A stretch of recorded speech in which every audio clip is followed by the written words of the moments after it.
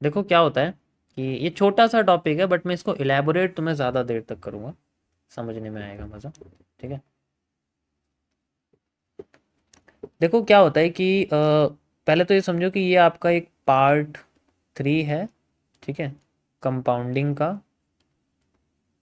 यानी कि ट्रेडिंग से रिलेटेड कॉन्सेप्ट मैंने शुरू कर दिए हैं उनका, किस तरीके से इसको करते हैं। देखो जो मैं आपको जितनी भी नॉलेज शेयर कर रहा हूँ गाइस, ये नॉलेज आप दुनिया की किसी भी बिजनेस में यूज़ कर सकते हो। इट्स नॉट इम्पॉर्टेंट कि आप इसको सिर्फ ट्रेडिंग में यूज़ कर रहे हो। ठीक है। अगर आप ध्यान से समझोगे ना, जो मैं आपको FTC बता रहा हूँ, इसे आप दुनिया की किसी भी जगह पर यूज़ कर सकते हो। आप इसको ड्रॉप शिपिंग में यूज़ कर सकते हो। ठीक है। ओके। सो जो कंपाउंडिंग है हमारी, ये बड़ी ही अलग तरह की चीज़ होती है, लेकिन अगर हमारे अगेंस्ट में जाए तो इसको हमें कई अलग तरीके से इस्तेमाल करना पड़ता है। ठीक है। तो वीकली वाइज टारगेट्स होते हैं, मंथली वाइज टारगेट्स होते हैं, अलग अलग तरीके के इसके टारगेट होते हैं। ठीक है। तो जैसे मैंने आपको बताया था कि एक हमारे पास ना एक रे होती है। रे मतलब एक एक टारगेट होता है कि हमें इस डायरेक्शन में जाना है, बस हमें पीछे नहीं मुड़ना। इसका मतलब समझते हो आप? This is called growth. ठीक है। This is called loss recovery. अब ये तो ये समझ लो, ये सबसे ज्यादा आएगी शुरुआत के फेज में, क्योंकि जैसे ही कुछ चला जाएगा वापस घूम के उसको वापस लाने की कोशिश करने का जो एक माइंडसेट है वो नहीं बदल पाता। यहां मेरे पास $100 है, यहां मेरे पास $100। $100 में मेरे पास यहाँ पर $20 पॉजिटिव हुए। ठीक है। यहाँ पर भी मेरे पास $20 पॉजिटिव हुए। उसके बाद यहाँ पर मेरे $10 माइनस हुए, यहाँ पर मेरे $10 माइनस हुए। तो अब मैं भागा इसको $10 को पॉजिटिव करने के लिए, इसके चक्कर में मेरे $10 और माइनस हो गए। फिर मैंने और मार्जिन बढ़ा दिया तो मेरे $20 माइनस हो गए। और ऐसे करते करते हो सकता है मैं और लालच आके पूरा अकाउंट $50 का लगा दूं और मेरा प्रॉफिट भी चला जाए, लॉस भी चला जाए। दैट्स हाउ ये किस तरीके से जो है लॉस रिकवरी की तरफ माइंडसेट चला जाता है। किस किस के साथ होता है बताओ? अच्छे अच्छों के साथ होता है ये। और लोग तो लाइव में कर देते हैं, मैं नाम नहीं लेना चाहता, लेकिन तुम समझ जाओ बस। अगर ये भी कंट्रोल नहीं ना उनके पास तो कोई फायदा नहीं है ये सब चीज़ें दूसरों को बताने का। बट बहुत लोगों के साथ ऐसा ही होता है, क्योंकि वो जो एक एक जो रे है, ये एक रे कॉन्सेप्ट है जनरली, क्योंकि हम किस तरफ जा रहे हैं, हमारा माइंड हमें किस तरफ लेके जा रहा है जनरली। ठीक है। उसको ये बताती है चीज़ कि अगर हमारा लॉस हो हमारे प्रॉफिट हो, हमें बस अपने टारगेट वाइज देखना है, हमें लॉस वाइज नहीं देखना। मेरा अगर $10 का लॉस हो गया तो मैं 10 की रिकवरी के माइंडसेट से नेक्स्ट ट्रेड नहीं चलूंगा। मैं अपने आगे नॉर्मल वही चलूंगा जो मैं चल रहा हूँ। मेरे पास अगर 1:1.5 आ रहा है, ठीक है, तो मैं 1:1.5 ही चलूंगा। मैं 1:1 करके अपने पुराने लॉस की रिकवरी नहीं करने वाला। ठीक है। आपने देखा होगा, आप ये वर्ड सुनना बंद कर दो अगर आपको लगता है कि भाई हमारा आधा लॉस रिकवर हो गया, अब हम हमारे पास जो है 10,000 का प्रॉफिट चल रहा है, हमारा आधा लॉस रिकवर हो गया, हमारा 40%। भाई अगर तुम लॉस रिकवर करने के माइंडसेट से ये चीज़ कर रहे हो ना, तो भूल जाओ कि ये ट्रेडिंग है या ये कि ये फिर वो नहीं है। ठीक है। ये फिर बिजनेस नहीं है एक तरह का। ये तो फिर वो हो गया कि तुमने पैसा सट्टे में लगाया था और उसे बस तुम वापस लाना चाह रहे हो कि यार जल्दी से बस पैसा आ जाए, उसके बाद इसमें मैं लगाऊंगा नहीं। ये वो बोलते हैं जनरली, ये उनकी लैंग्वेज होती है कि मैं तो गलती से घुस गया था, जो मेरा पैसा चला गया, बस मुझे वापस लाना है। ठीक है। तो ये माइंडसेट नहीं आना चाहिए। और ये एक ऐसी चीज़ है ना गाइस, ये जैसे स्टार्टिंग यहाँ से है ना, ये जनरली लोन लॉस माइंडसेट, ये इससे पीछे अगर चला गया ना, ये तो बैलेंस का मेन पॉइंट है। जैसे $100 है ना, इससे अगर पीछे चला गया तो इसमें क्या क्या नुकसान होता है? इसमें नुकसान होता है कि फिर मार्जिन और ऐड करते हैं, $100 वो चला जाता है, फिर और ऐड करते रहे, तो ये हमारे उस मेन डिपॉजिट जोन से भी नेगेटिव में चला जाता है यार। आप ये समझो इस चीज को। सो इसको कंट्रोल करना बहुत इंपॉर्टेंट है। इसीलिए मैनेज रिस्क रिवॉर्ड होना चाहिए, मैनेज रिस्क होना चाहिए, अच्छी तरीके से रिस्क मैनेजमेंट आना चाहिए। तब जाके अगर रिकवरी के माइंडसेट से, इस वर्ड को भूल जाओ रिकवरी। अगर तुमने सोची आज के बाद, ये समझो कि मेरी किसी बॉडी की बोन टूट गई है, तो I am waiting for its recovery. That's it. अगर ये वर्ड अगर तुमने सुन लिया कभी भी, दैट्स इट। ये मेरी बोन टूट गई है, तो उसकी रिकवरी। अब तुम चाहते हो कि तुम्हारे शरीर की कोई हड्डी टूटे हो, तुम बेड पर आराम से बैठो, आराम से तो नहीं बैठेगा, बंदे को पेन ही होगा यार। ठीक है, समझ आया? या तो जब भी रिकवरी वर्ड सुने, it just break of bone या बोन ब्रेक आप कह सकते हो, कि हड्डी टूटने वाली बात हो रही है यहाँ पर, खुद का ही नुकसान करके बैठा बंदा। ओके, अब इसका हमारे उसमें क्या मतलब है, इसका आगे मतलब क्या होता है, मैं ये तो चलो तुम्हें बता दिया कि लॉस रिकवरी है हमारे पास, कि हम लोग इस तरीके से जाते हैं और फिर माइनस होने लग जाता है और भी ज़्यादा। ठीक है, ये तो एक माइंड सेट है। ठीक है, ये ग्रोथ माइंड सेट नहीं होता इस तरीके से। ठीक है, अब इसको कंपाउंडिंग में कैसे क्रिएट करते हैं, कि हमारे पास कोई भी एक्स अमाउंट है, मान लो कोई भी अमाउंट है, इससे फ़र्क नहीं पड़ता कि क्या अमाउंट है, कोई भी एक्स अमाउंट है, सबका टारगेट रहता है कि मैं इस अमाउंट को मान लीजिए 10x करना चाहता हूँ, मैं इस अमाउंट को जो है 20x करना चाहता हूँ। ठीक है, मैं इस अमाउंट को 30x करना चाहता हूँ, कि मेरे पास अगर यहाँ पर मान लीजिए $100 हैं, तो मैं 100 के $1000 बनाना चाहता हूँ। ठीक है, एंड यहाँ पर मैं $2000 बनाना चाहता हूँ, इस तरीके से बनते हैं। तो ये जनरली जो होता है ना, ये ऐसे नहीं होता है, हो सकता है ये 6 मंथ में जाके बने। ठीक है, ये भी हो सकता है 8 मंथ में जाके बने, इस तरीके से होता है। तो ये जो कंपाउंडिंग का लेवल है, ये पॉजिटिव की तरफ होगा। अगर जितना slow slow slow slow grow होगा ना, ठीक है, जितना स्लो स्लो धीरे धीरे करके ग्रो होगा, उतना ज़्यादा एक एक ट्रेड समझ में आएगी, उतनी ज़्यादा कैंडल समझ में आएंगी, उतनी पोजीशंस याद रहेंगी, क्योंकि जितनी ज़्यादा पोजीशन चलते हैं उतनी ज़्यादा प्रैक्टिस होती है। ठीक है, और ये रियल अकाउंट पे होती है प्रैक्टिस। डेमो पे तो क्या है, ठीक है, हमने देख लिया कि ऐसे ऐसे सेट करते हैं लॉट और इस तरीके से चलते हैं और इमोशन यहाँ यहाँ आते हैं, डर हमें कहाँ कहाँ लगता है, 50% पे जाते हैं, हमें क्लोज करने की जो है भगदड़ मच जाती है, जैसी ट्रेड 50% पे चली गई, जल्दी से उसको क्लोज कर देता हूँ। ये सारी चीज़ें फील करने के लिए जनरली डेमो का इस्तेमाल किया जाता है। जब इनसे ओवरकम हो जाता है, जब इनके ऊपर हम लोग जनरली आप कह सकते हो कि ये सब डर खत्म हो जाता है, तो डेमो से रियल में शिफ्ट किया जाता है अपने आप को। समझ आया? कैसे शिफ्ट करते हैं? डेमो का मतलब ये नहीं है कि हम ये कर रहे हैं वो कर रहे हैं, नहीं, जनरली अपने फियर को कम करने के लिए कर रहे हैं। हो सकता है हमारा 60% फियर डेमो खत्म कर दे। अलग अलग तरीके के फियर खत्म करता है। एक हो सकता है हमें सबसे पहले लॉट कैलकुलेट करना सिखाए, कैसे लॉट कैलकुलेट करते हैं। दूसरा हमें ये सिखाए कि हमें मार्केट में कितना रिस्क लेना है परसेंटेज के बेसिस पर। ठीक है, कैपिटल कैसे मैनेज करनी है। तीसरा में ये बताया कि हमारे लिए सुइटेबल टाइम फ्रेम कौन सा है, कौन से बैलेंस पे, मेरे बैलेंस के हिसाब से जो मैं अफोर्ड कर सकता हूँ उतना मुझे कौन सा टाइम फ्रेम मिलेगा। ओके, ये डेमो सिखाता है जनरली, डेमो। और फिर बाद में यहाँ पर एक कॉन्फिडेंस लेके आता है कि हाँ, मेरा कॉन्सेप्ट मार्केट में वर्क कर रहा है, even I am trading with it. समझ आया?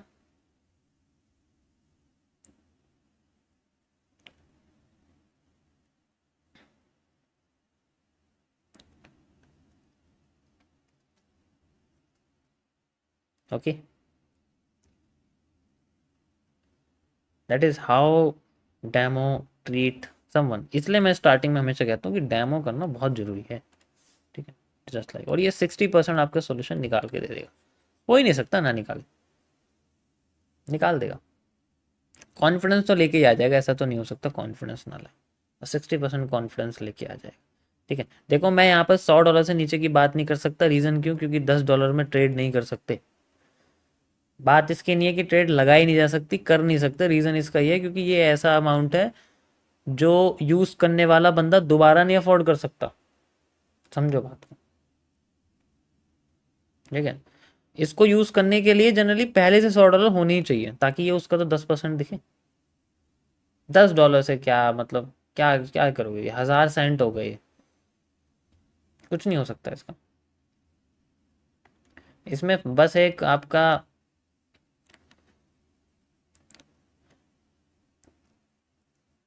फार्म हाउस पिज़्ज़ा आ सकता है, अगर उसके अंदर टॉपिंग्स ना ऐड करो तो आएगा, वरना तो फिर वो इससे भी महंगा जा सकता है। और शायद उसके अंदर एक कोल्ड ड्रिंक अगर आप ऐड कर दो तो शायद हो सकता है। जनरली इतना ही आ सकता है, बस इससे ज़्यादा नहीं आ सकता। ठीक है, लेट्स आओ।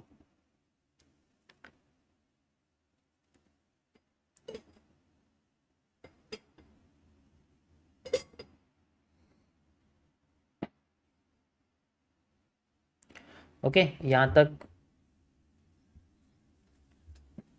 समझ में आ गया सभी को? कोई प्रॉब्लम तो नहीं है? कन्फ्यूज़न किसी भी तरह की मेरे हिसाब से नहीं होनी चाहिए। $50, हाँ $50 कोई प्रॉब्लम नहीं है।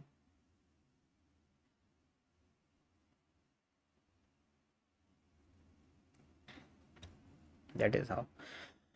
अब इसमें अगर मैं आपसे कहता हूँ कि भाई मैं सब कुछ यहाँ पर कर चुका हूँ, ठीक है, तो अब मुझे अपने रियल अकाउंट को कंपाउंड करना है, ठीक है।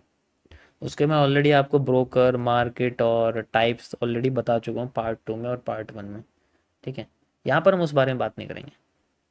यहाँ हम इस बारे में बात करेंगे कि अगर मेरे पास यहाँ पर कोई ऐसा अकाउंट है जिसके अंदर मान लीजिए सिर्फ 100 या $1000 है, ठीक है, मान लो $100 है, तो मुझे अपने $100 से किस तरीके से कंपाउंड करके अपने अकाउंट को $1000 पे कन्वर्ट करना है, जिसमें ये अकाउंट भी कभी ज़ीरो ना हो।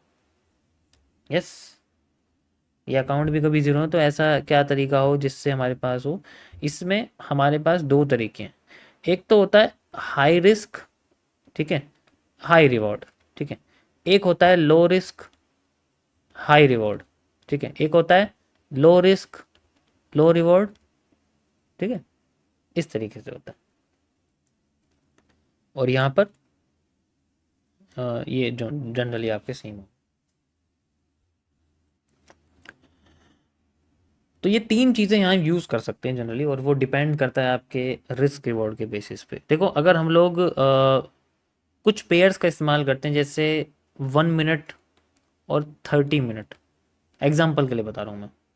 जैसे 1 मिनट के टाइम फ्रेम की एक कैंडल है मेरे पास आई है, बॉटम पे हैमर बड़ा छोटा सा आया है, और इस हैमर का हाई और इस लो का एक तरह से स्टॉप लॉस है मेरा। और फिर ये 30 मिनट्स के टाइम फ्रेम पे चला गया, यहाँ मैंने एंट्री कर ली मान लीजिए। 30 मिनट्स के हिसाब से जो रेजिस्टेंस बैठ रहा है वहाँ पर जाके मेरा 1:20 का 1:30 का रिस्क रिवॉर्ड बैठ रहा है। ये बहुत ज़्यादा होता है, ठीक है। अब इसमें क्या है कि जो वन है, जो रिस्क है, वो 1% नहीं है जनरली, वो हमारे पास आप कह सकते हो थोड़ा कम है, क्योंकि हो सकता है 1:20 आने के लिए हैमर जैसी 10 कैंडल यहाँ फेल हो जाए फिर एक चले। That is called low risk high reward, ठीक है। एक ही तरीका होता है, यहाँ पर हम लोग इसको लो रिस्क हाई रिवॉर्ड कहते हैं। ये सबसे बेस्ट लगता है मुझे, लेकिन आप कह सकते हो कि ये करते करते अगले कैंडल तक आने का पेशेंस ही खत्म हो जाता। तो ये मैं शुरुआत की अगर स्ट्रीम किसी ने देखी होंगी तो वहाँ पर मैंने ये करा हुआ है, आपने देखा होगा। न पुराने कौन है जिन्होंने ये चीज़ करते हुए देखा है। मैंने शुरुआत में मैं आर भी लगाता था, बट मैंने बंद कर दिया था लगाना, कुछ दिनों तक लगाया था, ठीक है। उस वक्त आपने देखा होगा मैं सिंगल एक कैंडल देता था, एंड रिस्क रिवॉर्ड आप जानते हैं 1:20, 30, 27, 35 ऐसे ऐसे रिवॉर्ड हमारे निकल, लेकिन उससे पहले 4, 5, 3 कैंडल हमारी फेल होती थी जनरली। तो दैट्स हाउ वो किस तरीके से हमारा वर्क करता है, ओके। तो इसे हम लोग लो रिस्क हाई रिवॉर्ड कहते हैं जनरली। ये प्रैक्टिस से ही आएगा, ठीक है। एंड जितना ज़्यादा प्रैक्टिस करोगे उसके बाद ही आएगा। बट इसमें क्या है कि अब वैसे प्रैक्टिस तो क्या बोलूँ, तो आते ही है, तुम्हें करना इतना तो सब कुछ है, ठीक है। उसके बाद आता हमारे पास में लो रिस्क लो रिवॉर्ड। ये जनरली आपके 1 रेशियो, आप कह सकते हो 1:1.5 होते हैं, ठीक है। 1:1.7 या 8 तक आप कह सकते हो ये होते हैं, मतलब करीब करीब एक बहुत ही कम रिस्क रिवॉर्ड वाला जो एरिया होता है वो आप कह सकते हो इसके अंदर यूज़ करते हैं जनरली, ठीक है। इसमें वन क्या होता है, मतलब ये वो रिवॉर्ड्स हैं जिनके हिट होने की प्रोबेबिलिटी सबसे ज़्यादा होती है। एग्जांपल के लिए मैंने आपको एक चैलेंज दिया था, याद है सभी को? मैंने एक चैलेंज दिया था जिसमें मैंने आपसे 10 की स्ट्रीक्स मांगी थी पॉजिटिव। बहुत लोगों की एवरेज स्ट्रीक 6 से 8 के बीच में थी, मतलब 6 से 8 तक वो लोग कंटिन्यूस प्रॉफिट कर रहे थे, कंटिन्यूस प्रॉफिट करा है, ठीक है। और ये बहुत होता है, 6 ट्रेड लगातार प्रॉफिट कर पाए, क्यों? क्योंकि रिस्क रिवॉर्ड कम था। It means low risk low reward पर एक्यूरेसी बढ़ती है, ठीक है। एंड एक ही महीने में आप लोगों ने 6 से 8 की स्ट्रिक ले ली, और क्या चाहिए इससे बेस्ट? मुझे नहीं लगता तुम्हें कुछ सीखने की जरूरत पड़ेगी, जिनका भी ऐसा रिजल्ट आया था, बहुत लोगों का आया था, ठीक है। बहुत लोगों का आया था, कुछ लोगों ने 10 की स्ट्रीक्स भी करी थी, बट उनका तरीका ठीक नहीं था। ठीक है, एक ही जगह पे 10 ट्रेड लगा दी और एक ही सही गई तो कहते हैं मेरी 10 भी सही गई है। तो वो वाले तो मैं नहीं बात कर रहा, मैं जनरली सेपरेट अलग अलग अलग अलग कह सकते हो उसके बारे में आप बात कर। ठीक है, ओके।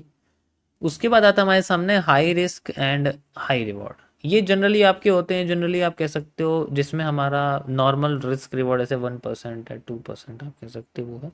ठीक है, तो उसके अंदर जो हाई रिस्क हाई रिवॉर्ड क्या है, 1:3 है, 1:4 है, ये आपके हाई रिस्क हाई रिवॉर्ड होते हैं।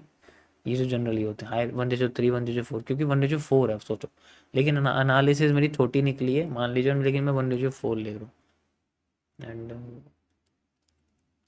ये और इसमें जो 1 होता है जो रिस्क है वो जनरली 1% से बड़ा होता है। ये इसलिए लगाया जाता है ताकि अ, जिसकी हिट होने की प्रोबेबिलिटी ज़्यादा होती है, थोड़ी सी ज़्यादा होती है, वो कुछ ही ट्रेड्स में हिट करके मेरा बैलेंस कुछ परसेंट जल्दी से जल्दी इंक्रीज कर दे।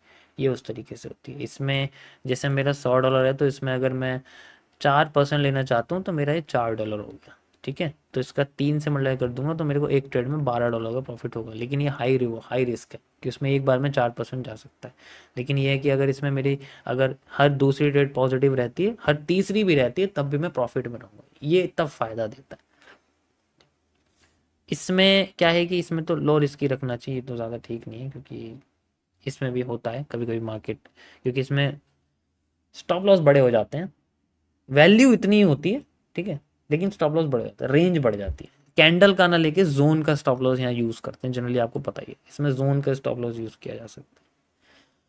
So this is how guys कि किस तरीके से यहाँ पर ट्रीट किया जाता है। मैं तुम्हें कॉन्सेप्ट नहीं समझा रहा हूँ यहाँ पर, मैं तुम्हें एक रिस्क रिवॉर्ड का एक एरिया बता रहा हूँ किस तरीके से उसको यूज करते हैं।